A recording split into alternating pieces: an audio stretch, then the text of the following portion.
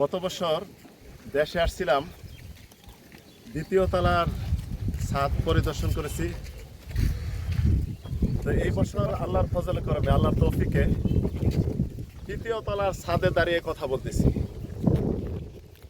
আসলেও ধর্মীয় প্রতিষ্ঠান আল্লাহ সন্তুষ্ট যখন কাজ করি, যেই কাজ করুক না কেন মনে একটা প্রশান্তি আসে, প্রফুল্লতা আসে। একজন মুসলিমের উচিত এই সমস্ত কাজ করে মনে প্রফুল্ল নিয়ে আসা, এমনি চলে আসবে। দেখেন, আপনি প্রতিষ্ঠানে দান করেন, ভালো কাজ করেন, আপনার মনে যদি প্রশান্তি না আসে, প্রফুল্লতা না আসে, তখন বলবেন যে আপনার দান কবুল হয়নি, আপনি ভালো কাজ করতে পারেননি।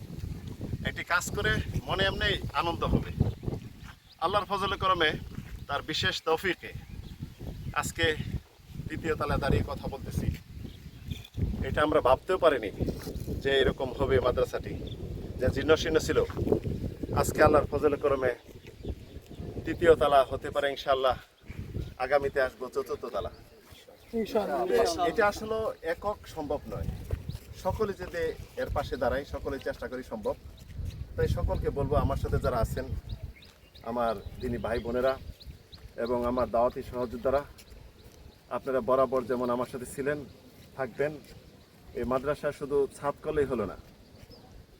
ছাদ করা মানে ডেকোর করলাম, কিন্তু ভিতরে কিছু ডেকোরেশন দরকার আছে। একটা ঘর করলে ঘরের ভিতরে যেটা প্রয়োজন, মাদ্রাসারও প্রয়োজন। তাই সকলে ইনশাল্লাহ চেষ্টা করব এই ঘরের কিছু যেটা প্রয়োজন সেটা দেওয়ার জন্য, যেন ছাত্ররা ভালো মনোভাবের সাথে লেখাপড়া করতে পারে। সকলকে যেন আল্লাহ এই কাজ করার, পাশে থাকার এবং এই দিনী প্রতিষ্ঠানে সুন্দরভাবে গড়ে ওঠার সাহায্য সহায়তা করার তৌফিক দান করেন। আমিন আল্লাহ।